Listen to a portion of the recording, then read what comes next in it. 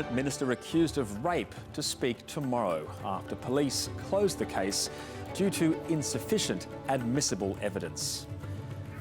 Myanmar's junta leader warns protest instigators will be punished as regional leaders claim they're appalled by the violence. Alexei Navalny's poisoning very likely to have involved Russian government officials, according to the UN. And Michael Gudinski, the godfather of Australian music, dies at 68.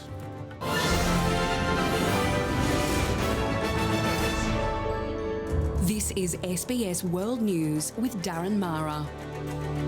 Good evening. New South Wales Police have closed an investigation into a historical allegation of rape against a cabinet minister. Police say there's insufficient admissible evidence to go ahead. The opposition says the lingering situation is becoming untenable. As the Morrison ministry is paralysed by a crisis, a former Prime Minister calls on the federal cabinet minister facing a historical allegation of rape to front up. If he's vigorously denied them to the Prime Minister, he should vigorously deny them to the public. And frankly, it's not good enough for the Prime Minister to say, oh, it's a matter for the police. The man is accused of raping a teenager in Sydney 33 years ago. He's now a senior minister, and the woman who made the allegation is dead. After politicians were sent an anonymous letter last week, it was referred to the Australian Federal Police. The jurisdiction doesn't rest with the AFP, and they are historical matters which we're liaising with the various state jurisdictions on those matters. Today, New South Wales Police concluded there is insufficient admissible evidence to proceed. The matter is now closed. The woman made an informal statement to police in February last year, but that investigation was halted after she took her own life in June. In 2019, she also reached out to Malcolm Turnbull seeking his advice. He now questions the circumstances around her death and has called for a coronial inquest. It certainly has been reported in the media as a suicide, but the circumstances of it, what led to it, I have a question mark in my own mind about the timing of it, because the timing seems, counterintuitive. The AFP Commissioner says Mr Turnbull's speculation isn't helping. I wouldn't want to speculate on that matter, only to say and reassure the public to have confidence in the process. The Prime Minister has spoken to the minister at the centre of the claim and says the man absolutely rejects the accusation. But with the closure of a police investigation and the government dismissing calls for an independent inquiry, the allegations still hang over the Cabinet. The rule of law, the system which has protected Australians, is the right way for these matters to be dealt with. The idea that this can just be allowed to drift and just stay where it is, in my view, untenable. A police case now closed, the political one still being prosecuted. Pablo Vinales, SBS World News. And joining me now with developing news is our Canberra correspondent, Pablo Vinales. Pablo, what is the latest? Yeah, Darren, good evening to you. Well, this news just breaking in the last few minutes. We understand that the minister at the centre of the allegations will publicly out himself tomorrow. Now, SBS News has been told that he sought legal advice from prominent defamation lawyer Peter Bartlett and that he is likely to make a public statement tomorrow. You would have to think this is not only in an effort for him to protest his innocence, but it comes amid days of immense pressure on the Morrison government. Darren? Okay, thanks for the update, Pablo. South Australian MPs are among the alleged perpetrators of sexual harassment, discrimination and bullying, which is rife in Adelaide's parliament. That's according to a new report. The scathing findings come as a result of an investigation by the acting Equal Opportunity Commissioner, Emily Strickland, who was tasked with examining harassment in the parliamentary workplace. More than a quarter of people surveyed reported being sexually harassed over the past 5 years. All of the alleged incidents conveyed in interviews or written submissions involved a member of Parliament or staff of MPs as the perpetrators. The allegations included sexually suggestive comments, indecent exposure and physical assault. In at least one reported incident, the alleged perpetrator was a female. Ms Strickland has made 16 recommendations, including a code of conduct for elected members and across the parliamentary workforce, along with a robust complaints process and sanctions. Abroad to Myanmar, and a month after the country's military coup, the Association of Southeast Asian Nations is pressing Myanmar's ruling junta to come together with democratically elected Aung San Suu Kyi to find a way out of the country's political crisis. 2 days after the bloodiest day of unrest so far, ASEAN foreign ministers will tell Myanmar's military representative it's appalled by the violence. Clouds of tear gas rained down on anti-coup protesters in Yangon. Police opting against using the live rounds seen on Sunday, a dramatic escalation in a crackdown blamed for at least 18 deaths, including of this woman reportedly crossing a Mandalay street. Outside a courthouse in the capital Naypyidaw, supporters of ousted leader Aung San Suu Kyi gathered. After a month in detention, the 75-year-old still couldn't meet her lawyers. The judge said we are not permitted because we didn't have, up to that time, the power of attorney from her. But another lawyer said Suu Kyi looked healthy in her first appearance since the coup. Her National League for Democracy won November's elections in a landslide, but she now faces 4 charges. Critics suspect a legal veneer to stop her running in elections promised by the military junta within a year. Junta leader General Min Aung Hlaing has again made clear his views, saying that protest leaders and instigators would be punished, as would civil servants refusing to work. The US, which has imposed sanctions, now heads the UN Security Council. I hope to use our time as president of the council to push for more intense discussions on that issue. Some observers, though, fear too much pressure on the military may backfire. They may, get mad, and instead of follow the way that international community standard wants, they do the opposite thing. Instead, he says the best approach could be a regional one. ASEAN foreign ministers meeting today are set to tell Myanmar's military representative that the group is appalled by the recent violence. Raina Sarampayat, SBS World News. For the first time in 7 weeks, the number of new global COVID-19 cases is on the rise. The World Health Organization says it's a disappointing trend, and it's urging countries not to rely solely on vaccines. Struggling amid a relentless second wave of coronavirus, these Peruvian locals are queuing to have oxygen tanks refilled for their loved ones. A lot of people are dying. There are a lot of people camping outside the hospital. I've been here for 4 days. Oxygen is in such short supply, and every day another 6,000 Peruvians are testing positive to COVID-19. And yet the government's decided Peru can reopen after a month-long lockdown, despite infectious diseases experts warning it's too soon. At the moment, the most important thing is the vaccines, which we continue to negotiate, oxygen, and the third is Peruvians earning a living.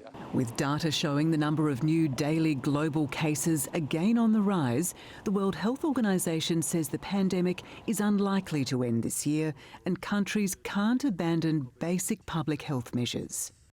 Vaccines will help to save lives. But if countries rely solely on vaccines, they are making a mistake.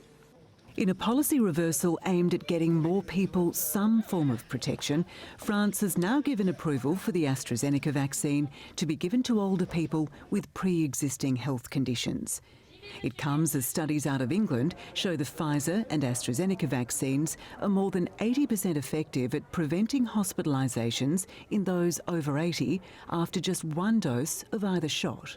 These results may also help to explain why the number of COVID admissions to intensive care units among people over 80 in the UK have dropped to single figures in the last couple of weeks. Meanwhile, Israelis returning home from abroad now have a new option that will exempt them from hotel quarantine. They can wear a bracelet monitor instead that will notify authorities should they violate home isolation. Felicity Davey, SBS World News.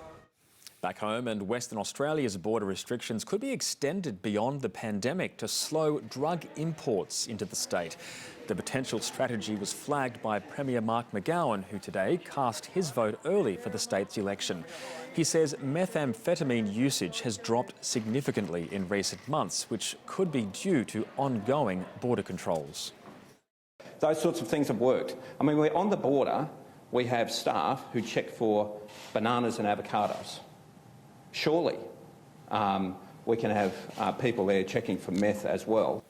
Interstate and international travellers to the state currently need to apply online for a G2G pass to enter WA. Federal Health Minister Greg Hunt says any policy should keep Australia's history as a united country at its core.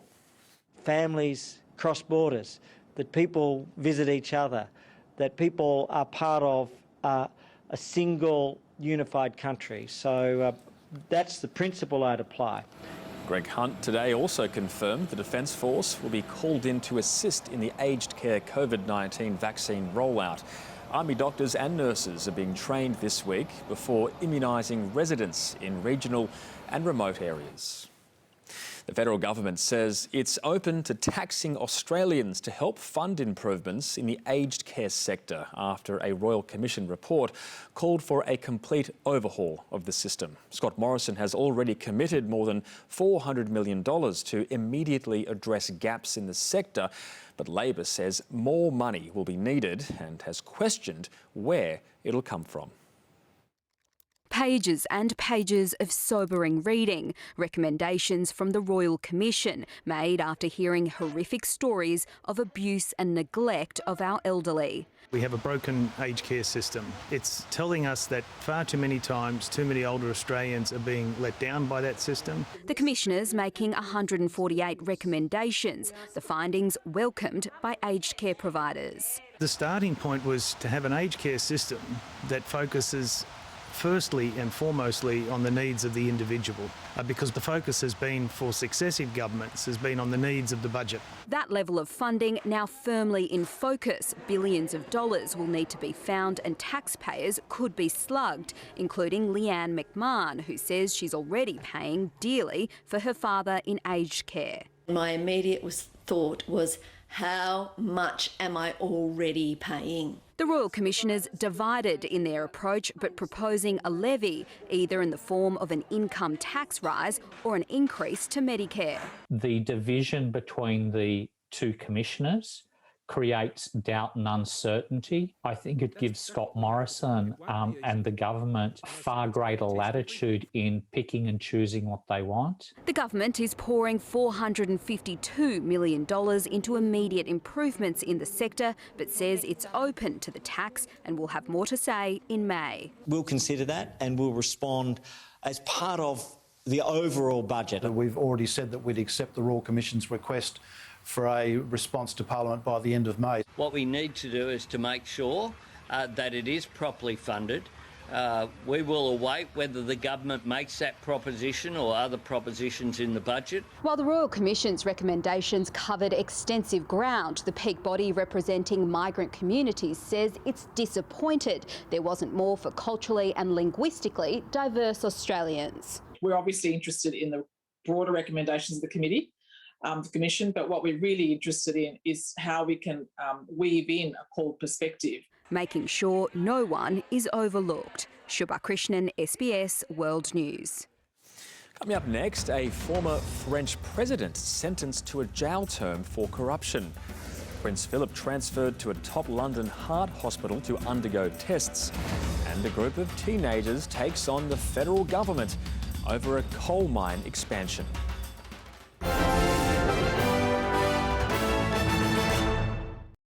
Tonight at 7:30, Great Australian Railway Journeys, then 24 hours in emergency. And later, a unique glimpse into history in Michael Portillo's Abandoned Britain. Someone you've never met can touch you with a story you'll never forget. For 43 years of my life, I was in a cult. No matter how much our lives change, I can't even look at him. one thing always stays the same. I come from red dirt and black soil. The power of our stories. My family has a problem with our relationship because Paul's a white man. Kumi Taguchi hosts the new season of Insight. Starts March 16 on SBS and on demand. Are you ready to quit smoking? Ready to start tasting again? Ready to stop coughing? Are you ready to get your breath back? And start saving money? When you quit smoking, things improve quickly. When you quit, you win. Get the top 10 tips to quit successfully at icanquit.com.au or to talk to a qualified counsellor. Call Quitline on 13 78 48.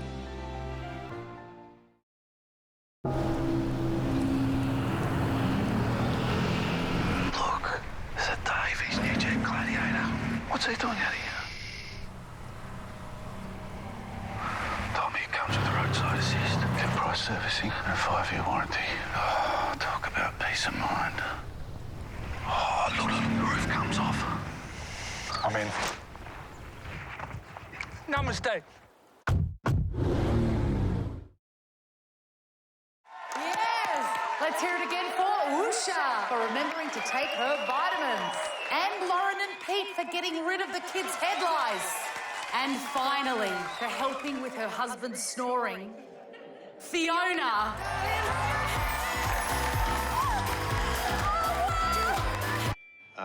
Fiona? We think the little things you do are always worth celebrating at Priceline Pharmacy, where every day is a festival of you. Discover Australian history in all its glorious colour. Everybody's eye follows Phylap. The victories, the challenges, and the often untold history. Australia in Colour starts Wednesday 10th of March on SBS and on demand. Berlin's the crime capital of the world right now. So, what's your impression so far? May I be blunt? Why'd you ask me to come here? I want you to help me take out the Nazis. You see, this war was like one of your little games. I need your help right now. Shadow Play starts Thursday 8:30 on SBS and on demand.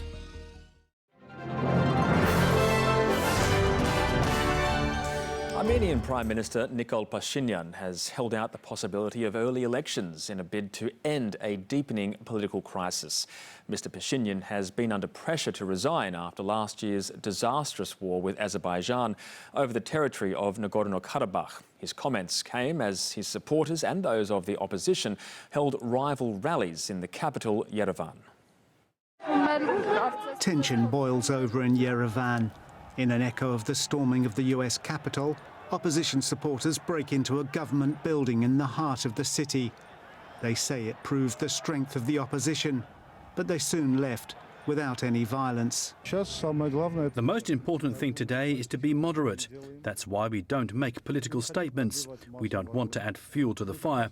We understand clearly the danger that exists now in Armenia. Opposition protests intensified last week amid a rift between Mr. Pashinyan and the country's military over the handling of the war in Nagorno-Karabakh. The Prime Minister has faced calls to resign since he agreed to a Russian-brokered ceasefire, which saw Azerbaijan retake many areas of Nagorno-Karabakh that had been under Armenian control. He addressed thousands of his supporters at his own rally, calling on the president to back his decision to dismiss the country's defence chief. He's accused the military of meddling in politics, but he did acknowledge errors. I want to apologise to everyone, to all citizens of Armenia, to all Armenians of the diaspora, to all citizens of Nagorno-Karabakh for my mistakes. He went on to propose holding a referendum on constitutional changes later this year and said snap elections were possible under certain conditions. Mr. Pashinyan's popularity has taken a serious hit, but he still enjoys broad support. One analyst described him as the least unpopular choice. Even if there were to be early elections tomorrow, I think that Nikol Pashinyan would still win because the opposition, which is associated with the former regime, in power for a very long time, enjoys very little legitimacy or popularity. Mr. Pashinyan was swept to power 3 years ago when he took on that regime and won in the so-called Velvet Revolution, many of his supporters fearing a return to the dark days. Nick Wells, SBS World News. Former French President Nicolas Sarkozy has become the second leader in France's modern history to be found guilty of corruption. The 66-year-old has been sentenced to 3 years in prison, 2 of them suspended. The court found he tried to bribe a judge after he left office 7 years ago, Sarkozy suggesting he could help him obtain a prestigious job in return for information about a separate case. Mr. Sarkozy will remain free while his lawyer appeals, a process which could take years. The UN has declared that evidence points to the very likely involvement of Russian officials in the poisoning of Kremlin critic Alexei Navalny. That's as the Biden administration prepares to impose sanctions over the attack that left Navalny hospitalised in August last year. It was the very public poisoning of Alexei Navalny that had the whole world demanding answers. Who had ordered the attempted murder of the outspoken Kremlin critic? Overnight, the United Nations released its findings, and its conclusion was the same as Mr. Navalny's. The order to kill him most likely came from the top. It is our conclusion that Russia is responsible for the attempted arbitrary killing of Mr. Navalny. The 2 lead UN experts called for an urgent international investigation into the incident, arguing a domestic probe by the Kremlin won't uncover the truth. They said Mr. Navalny's poisoning was part of a trend of unlawful attacks on Russian critics at home and abroad. And we believe that the poisoning of Mr. Navalny might have been carried out deliberately to send a clear, sinister warning that this would be the fate of anyone else who might criticise and oppose the government. Navalny has long been a thorn in President Putin's side, and his return to the country after being treated in Germany increased his popularity. But he is not without his critics. This 13-year-old video in which he describes immigrants as cockroaches resurfaced last week, leading Amnesty International to revoke his status as a prisoner of conscience.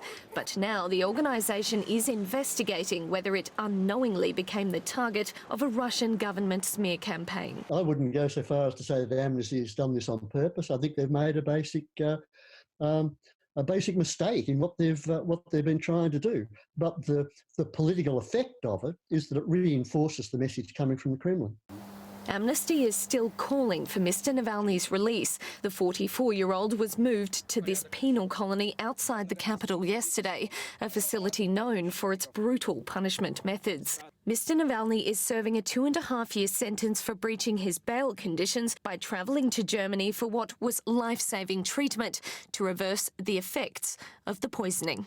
Amelia Dunn, SBS World News.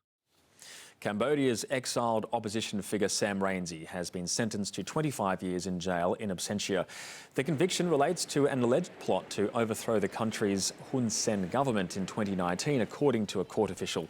Rainsy has lived in France since 2015 to avoid jail over several other convictions, which he says are politically motivated.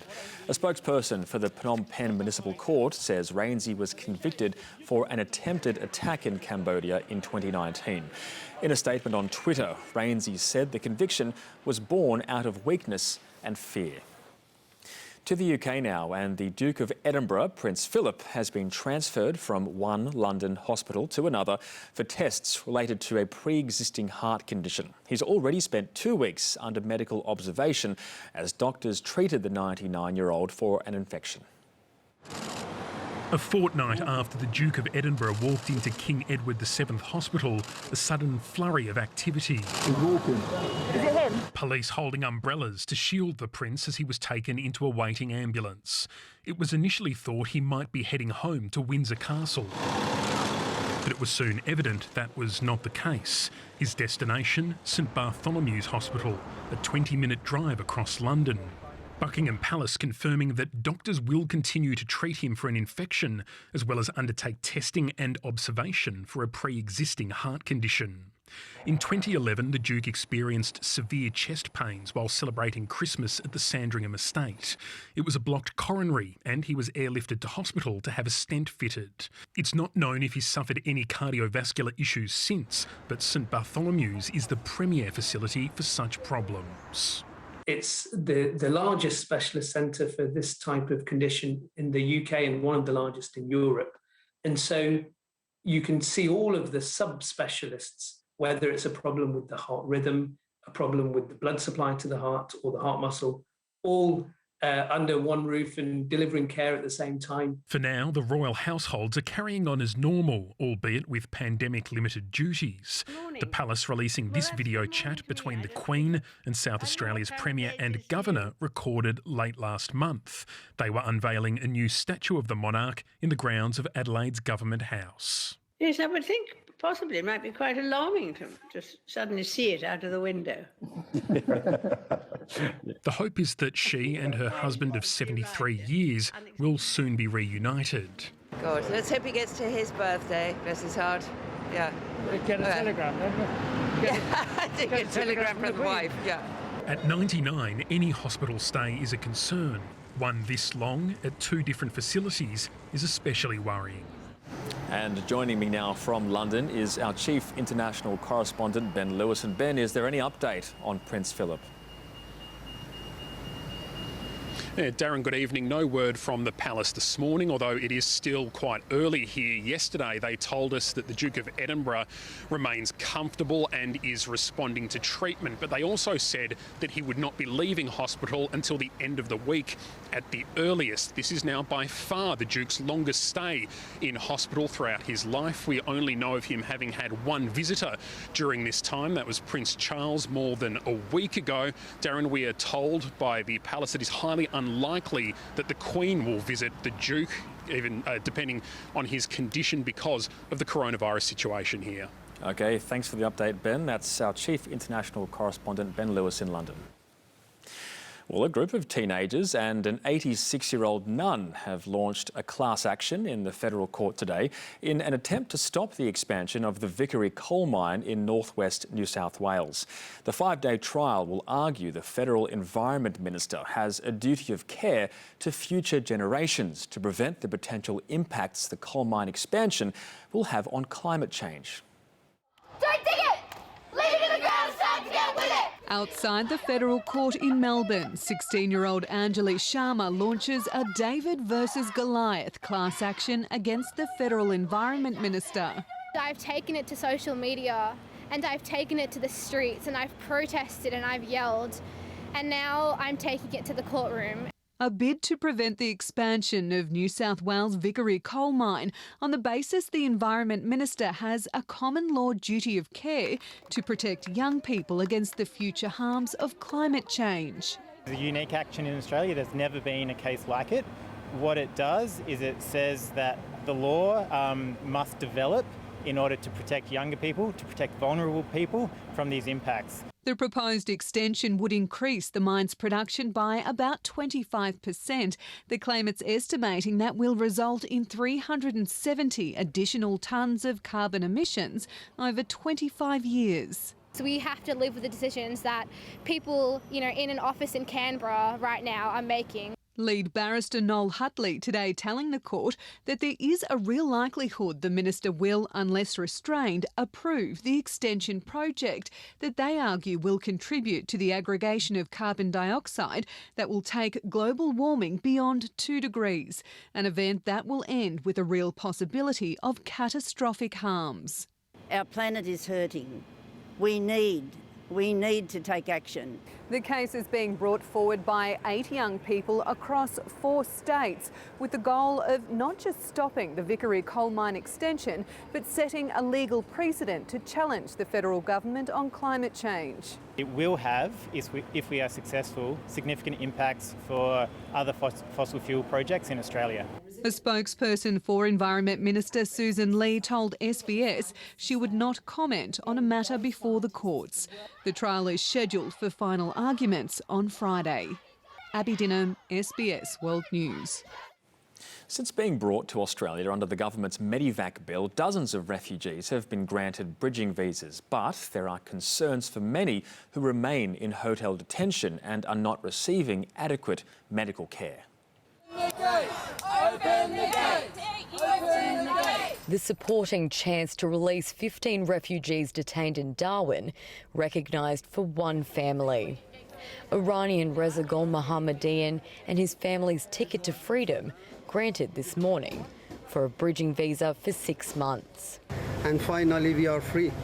Thank you everyone. Thanks, guys. Thank you, Darwin local people. Mr Gul Mohammadian arrived on Christmas Island in 2013 and he's been held in detention ever since. 8 years and suddenly just feeling free is nice feeling. He and his family are among dozens of refugees that are being released this week across Queensland, New South Wales and the Northern Territory. There are people claiming asylum still detained across Australia. In Darwin alone, 11 people still remain here at the Mercure Hotel. They say it's taking a toll on their mental health. It's mean our feeling getting worse. Mr Siraj says he's watched his stepson lose the best years of his life. He didn't go into the college, he doesn't have enough experience at, the suitable and the comfortable for his age. He loses big. 51 medical professionals from Darwin have written to the Federal Home Affairs Minister calling for the immediate release of all refugees. We strongly advocate that the provision of the healthcare that's been provided to them so far is inadequate and hasn't actually addressed what they were originally medevaced here to address. A spokesperson from Home Affairs says the bridging visas allow individuals to temporarily reside in the Australian community while they finalise their arrangements to leave Australia. Supporters say as long as people are detained, they still have work to do. Whatever happens, we're still going to be here until all are free. Mr Gul Mohammadian and his family flew to Brisbane this afternoon. Anita Bole, SBS World News. Australia is mourning the loss of the man dubbed the godfather of the Australian music industry, Michael Gudinski. He was 68. The founder of Mushroom Records died suddenly overnight, sparking tributes from around the world. A titan, legend, giant, pioneer. Just some of the words a shocked nation have used to describe Michael Gudinski. He was the most important power broker that the Australian music had ever had. The company he founded, Mushroom Group, confirming the much-loved Australian music legend died peacefully in his sleep at his home in Melbourne. The global outpouring of grief was immediate, with people from all walks of life paying tribute. From Jimmy Barnes, today the heart of Australian music was ripped out. Russell Crowe in disbelief. Seems almost impossible, a towering figure on the Australian cultural landscape. Marsha Hines called him a true pioneer in the music industry, and from Ed Sheeran, simply, "I'll miss you, mate." His backing of female and Indigenous artists also acknowledged. Kylie Minogue writing, "One of a kind and forever family to me. My heart is broken." Archie Roach saying, "Michael was a staunch supporter of the work we do. He championed First Nations musicians like Yothu Yindi, Troy Casadale and Dan Sultan, to name a few, along with myself." I think the whole Australian music industry is in shock. Michael was a larger-than-life force. The son of Jewish-Russian immigrants was also responsible for establishing Frontier Touring, which brought acts such as the Rolling Stones, Frank Sinatra and Bruce Springsteen to Australia. From the boss himself, he will be remembered by artists, including this one, from all over the world every time they step foot on Australian soil. Over 5 decades in the business, Michael Gudinski earned the title as the godfather of Australia's music industry. At the time, very few labels, believe it or not, signed Australian music. There was it was a backyard business. Through his Mushroom Records, artists became international superstars, from the Skyhooks to the Finn brothers of Split Enz.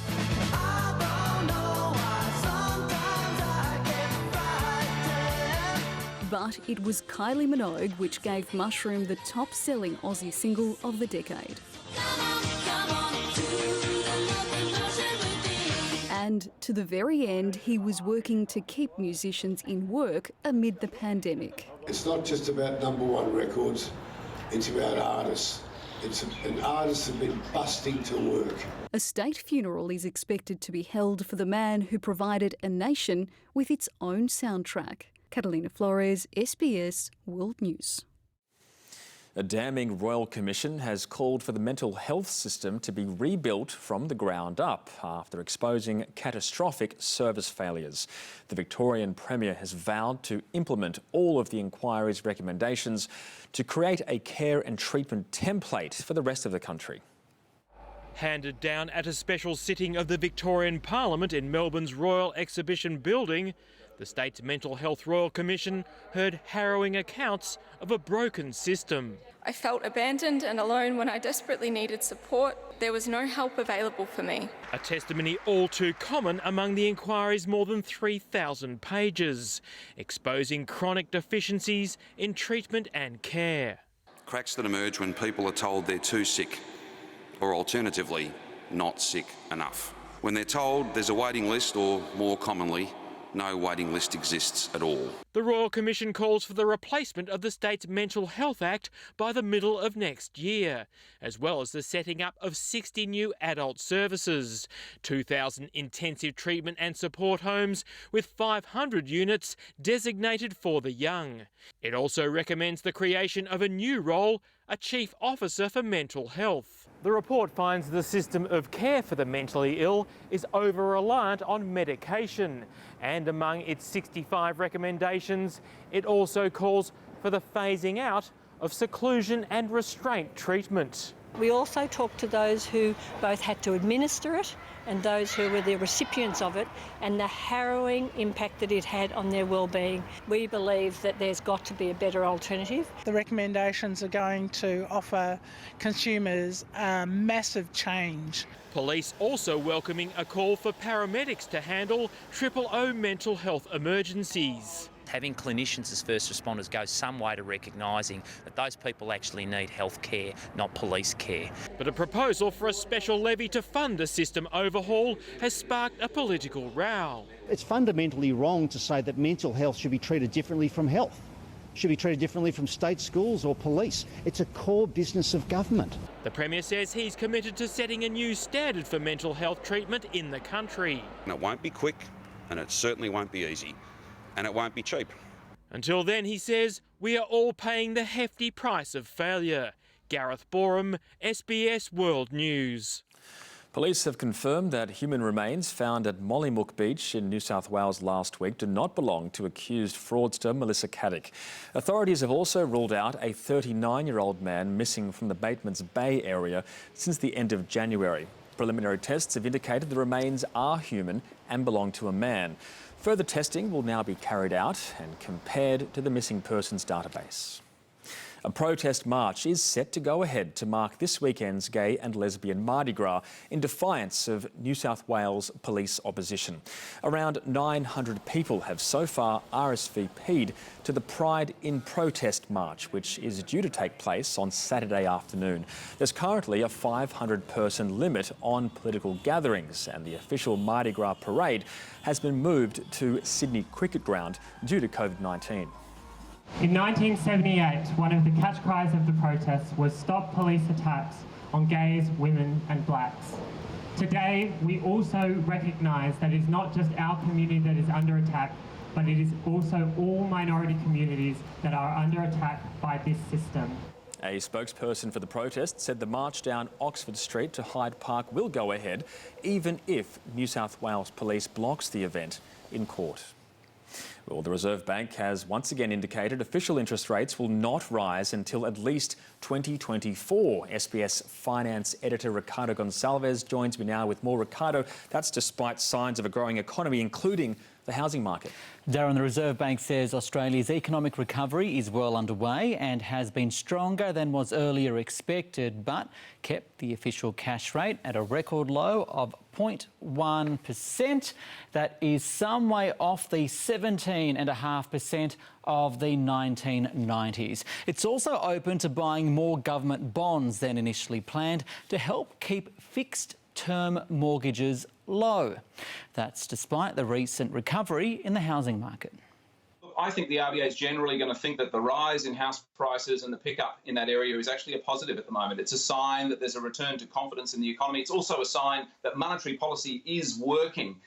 You're right, if house prices were to gain even more momentum and if there was risk to build up, speculative lending or a pickup in investor involvement, the RBA might start to get a bit more concerned, but that's not happening yet. That's somewhere down the track. And if that were to happen, it's likely that the RBA would then nudge for prudential settings to be tightened. Now, the RBA was explicit in saying the cash rate won't rise until inflation is within its 2 to 3% target range, and that wages growth would need to rise materially, along with significant gains in employment, which it doesn't expect until 2024 at the earliest. Yesterday, we heard how national property prices rose at the fastest rate in 17 years, with one of the reasons being low supply levels. Well, we got more evidence of that today. SQM Research says national residential property listings decreased in February by 2.7% to just under 258,000. Low interest rates are fueling increased demand, making purchasing conditions very competitive. Right now, they're buying increasingly into a seller's market. There's definitely more buyers than sellers, so the competition's going to be very strong out there if you're looking to bid at auction or looking to bid a private treaty. And that type of market is likely to be with us for quite some time. Demand is particularly strong for freestanding houses, so it is going to be fairly tough to get a freestanding house right now at a fair market value. Meanwhile, there's been a 12% fall in the number of houses approved to be built in January, according to the Bureau of Stats. It does, however, follow a record month in December as buyers race to meet the home builder deadline. Still, private house approvals remain 38% higher than in January 2020.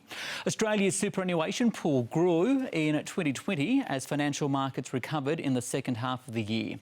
Banking regulator APRA says while total super assets fell in March as members rushed to take advantage of the early release scheme, they bounced back to above $3 trillion, a 2.2% increase on the same time the previous year. It means those who access their super during COVID may be at a disadvantage.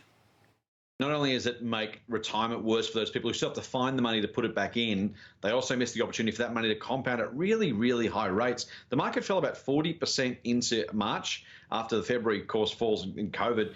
Out of that, the market's bounced back about 50+%. APRA adds the rate of return averaged over 5 years also recovered from a low of 4% to 6.2%. To the Australian share market now, which opened higher but lost ground throughout the day. By the close, the 200 gave up 0.4%. The miners declined, although the banks found some support. Retailers also rose. The Aussie dollar stronger against the greenback as the current account surplus grew to $14.5 billion in the December quarter, pointing to a 2.6% expansion in the economy over the same period. And we'll know tomorrow when the official GDP numbers are released. Meanwhile, Australia delivered the second biggest winter crop on record for the 2020-21 season, with the government forecasting full-year agricultural production to rise by 8% to $66 billion. The gains come on the back of recovery from the drought and strong meat prices. China's become Australia's largest agricultural trading partner over the last few years.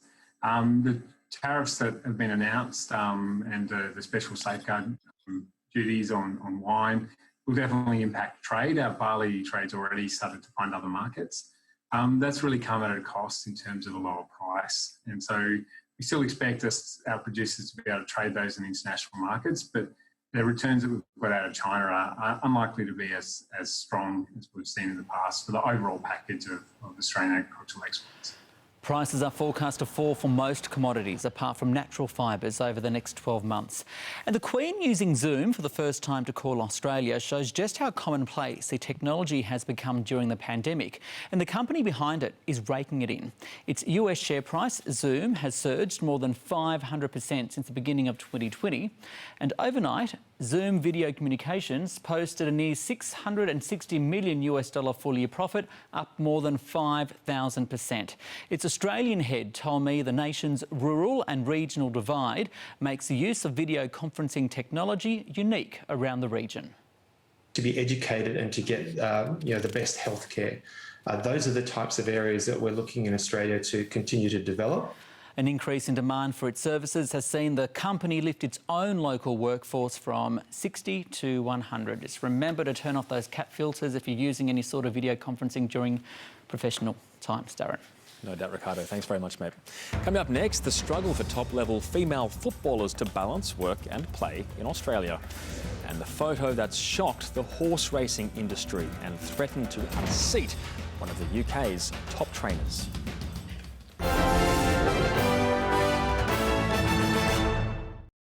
Proving absolutely nothing's going to rain on their parade, Mardi Gras found a temporary new home at the iconic SCG.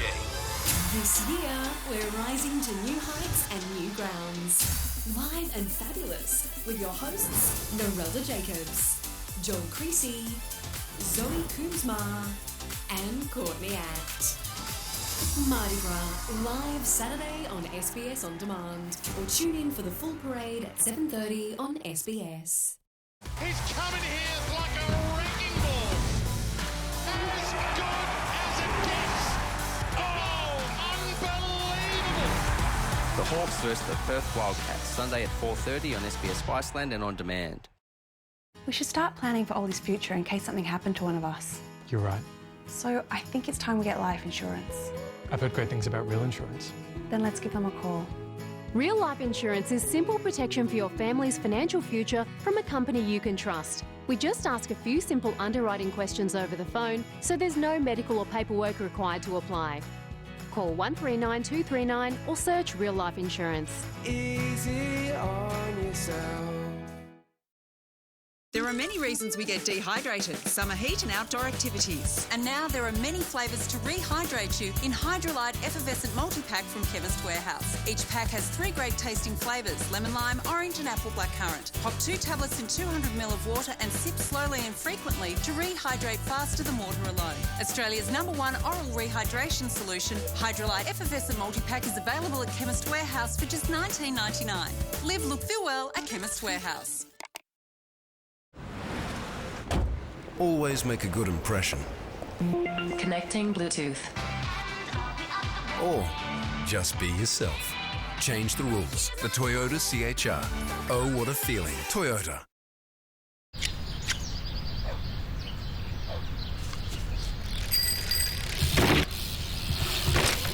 Not bad.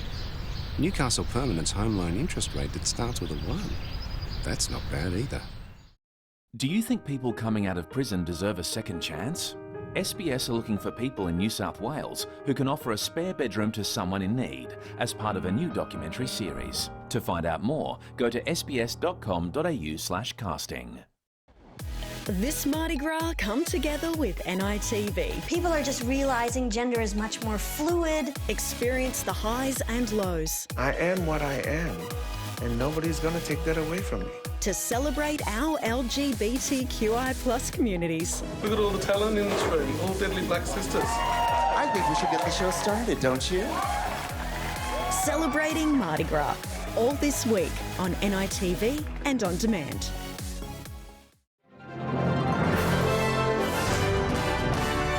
Authorities in Nigeria say many of the 317 schoolgirls kidnapped last Friday have been released. Pictures posted on Twitter show the freed schoolgirls. Some have already been reunited with their parents.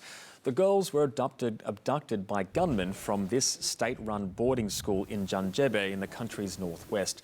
Schools have become increasingly common targets for mass kidnappings. On Saturday, 27 teenage boys who'd been kidnapped on February 17th were also released. The UN Secretary-General has slammed a $1.7 billion pledge by countries for humanitarian aid in Yemen. The amount is less than half the $3.85 billion the world body was seeking in 2021 to avert large-scale famine. The UN says 16 million Yemenis, more than half the country's population, are going hungry, and reducing aid means many families won't be able to survive. For most people, life in Yemen is now unbearable. Childhood in Yemen is a special kind of hell. Yemeni children are starving. Today, reducing aid is a death sentence for entire families. With the war raging, Yemen's children are paying the price. Around 80% of Yemenis need help. 400,000 children under the age of 5 are severely malnourished. To sport, and football in Australia is set for a huge boost next year when the FIFA Women's World Cup takes place here and in New Zealand. But while the men's game is fully professional, domestically based female players still struggle to live off the game alone. Many current W League stars are juggling work commitments outside of the game, prompting renewed calls for a more level financial playing field. Natalie Tobin's occupational therapy role focuses on helping people participate more fully in daily life. Her own life couldn't be much busier. After finishing work, she heads straight to training with W League leaders Sydney FC. Currently I'm working 4 days a week. I dropped down from 5 at the start of this year, just to kind of help manage soccer and the load that I'm doing there as well. Last week, the team's captain Teresa Polias had to pull out of a fixture in Perth because it clashed with her school teaching duties. It's a situation the game's new administrators want to address. No doubt. Look, at the end of the day, when you lose your captain because she's got a work commitment, has an impact on your team's ability to perform at the highest level, and that means getting the girls to the same level of professionalism as the men. 24-year-old Tobin has played top-flight football for 8 years. When the grind became too much, I found it good to have a year off when I think I was about 21. That really was nice to just even go out on the weekend, you know, go away with my family when I wanted to. She came back, but it wasn't for the money. The average W League player earns around $16,000 for a 4-month season, which equates with the AFLW, although that season is a month shorter. Women cricketers earn $36,000, a little more than Australia's netballers. The American National Women's Soccer League offers around $30,000 a season. The Players' Union, Professional Footballers Australia, says better remuneration in other sports helps boost earnings across the board. A rising tide lifts all boats, and that's what we're aiming for here. And what's the beauty of that as well is that all those sports are unionised, so they have that collective strength and that collective power. The Players' Union conducted a survey last season which revealed that almost 50% of all W League players are working at least 21 hours a week outside of football. Of those, 71% say it's to supplement their football income, but also to sustain them in the off-season. For now, players like Natalie Tobin are role models to the younger generation, providing proof you can build a career inside and outside the game. But one day, she's hoping the full-time environment that the likes of Sam Kerr and Caitlin Ford are experiencing in Europe will be an option here too. They are full-time athletes, which is just incredible. Like, you wouldn't have imagined that in 2012 when I first started playing. So I think that's so encouraging for the young girls coming up. John Baldock, SBS World News. The UK horse racing industry has condemned the actions of prominent trainer Gordon Elliott after an image of him sitting on a dead horse circulated widely on social media. Racing authorities have banned the 3-time Grand National winner from racing horses in Britain, pending an investigation. A high-profile bookmaking firm and stud farm have also terminated employment contracts with the 42-year-old Irishman. He has apologised via a statement, saying he acted without thinking and will cooperate fully with the investigation.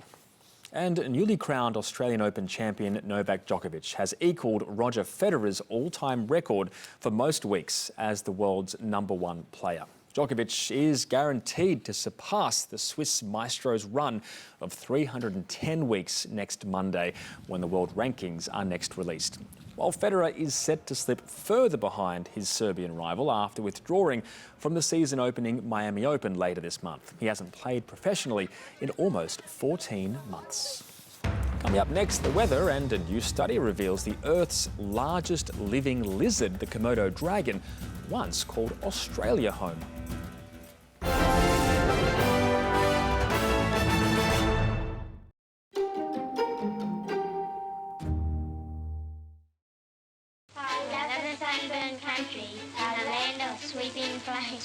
Of ragged mountain ranges, of drought and flooding rains. Discover Australian history in all its glorious colour. Everybody's eye follows Farlap. The victories, the challenges. Every enlightened community in the world has abandoned capital punishment. And the often untold history. Australia in Colour starts Wednesday 10th of March on SBS and on demand. The sky over the township of Cobden in Western Victoria is full of stars. And there's also quite a few stars in Cobden. At ground level, Western Star, more than butter. Scrunch time in the paper toss. 3 seconds left for the Aussies to steal goal. I'm on the edge of my ergonomic seat, JB. Inbound. What are you doing? Don't stuff around with it. They've set up the partition. Shoot it! It's in the bin! Australia win!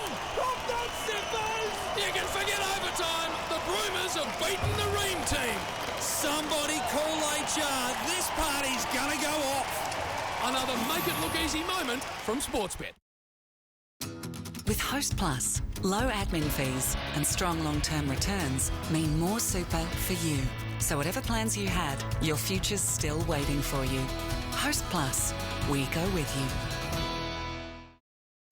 Head to Chemist Warehouse and save on big brands like Microgenics Vitamin D3, 2 for $26.99. Asana Rosehip Oil or Vitamin C Serum from $13.99. Lifespace Broad Spectrum Probiotic, $24.99. Chemist Warehouse, great savings every day. Kev! Oh. Gross. Hey Siri, can you get us to the dog wash? I hope that's mud.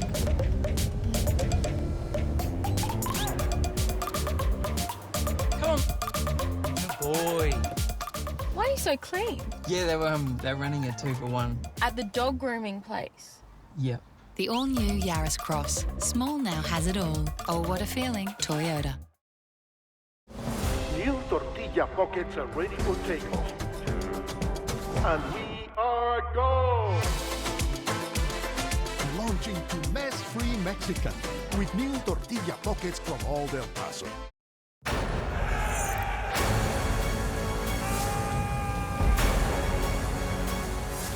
Un giorno anche noi avremo una città che si chiamerà Roma. Mastermind is back for a brand new season. When Harry Met Sally, Captain America's The Smiths, Britney Spears. I'm going to expect a full performance later, just so you know. The new season of Mastermind, weeknights at 6 on SBS and on demand. To the weather, and a tropical cyclone Niran has been upgraded to a Category 2 storm with heavy rain and powerful winds battering coastal communities in far north Queensland. The slow-moving system is expected to stay offshore, where meteorologists think it will develop into a severe Category 3 storm in coming days. While weather is expected to be extreme, Niran is not expected to make landfall. To the forecast, and a separate trough is causing showers and storms over parts of Western Australia and South Australia. Cool onshore winds in the wake of a front are bringing gusty showers to Tasmania. In the major centres, partly cloudy in Darwin, a shower or two in Brisbane, a possible early shower in Sydney, partly cloudy in Canberra, mostly cloudy in Melbourne and Hobart, sunny in Adelaide, a possible storm in Perth. Looking further afield, a few showers in Auckland, cloudy in Samoa, thunder in Nadi. In Southeast Asia, thunder in Bangkok, drizzle in Denpasar, partly cloudy in Kuala Lumpur. Further north, fine in Beijing, cloudy in Hanoi, fine in Manila, cloudy in Taipei. Heading west, fine in Baghdad, a few showers in Beirut, foggy in Delhi, cloud in Tehran. To Europe, fine in Belgrade, partly cloudy in Istanbul, a few showers in Madrid, snow in Moscow. In Africa, partly cloudy in Addis Ababa, cloudy in Lagos, partly cloudy in Nairobi. Over to South America, thunder in Asunción, rain in Bogota, cloudy in Lima, partly cloudy in Rio de Janeiro. And for North America, fine in New York and Washington DC, partly cloudy in Toronto and also Mexico City. Well, Indonesia is famously home to the world's largest lizard, but according to new research, the Komodo dragon can also be claimed as an Aussie. By examining fossils, researchers at the Australian National University found the species likely originated in Australia. They say it then crossed into Indonesia before later becoming extinct here. And that is the world this Tuesday. If you missed some of tonight's bulletin, you can catch up on the SBS News website shortly. And a reminder of how you can stay in touch with SBS News, go to our website or download the SBS News app. Plus, you can also find us on Apple News, Instagram, Twitter, Facebook, YouTube, TikTok and Reddit. I'll be back with our next bulletin after Michael Portillo's Abandoned Britain. From the team, I'm Darren Mara. Good night.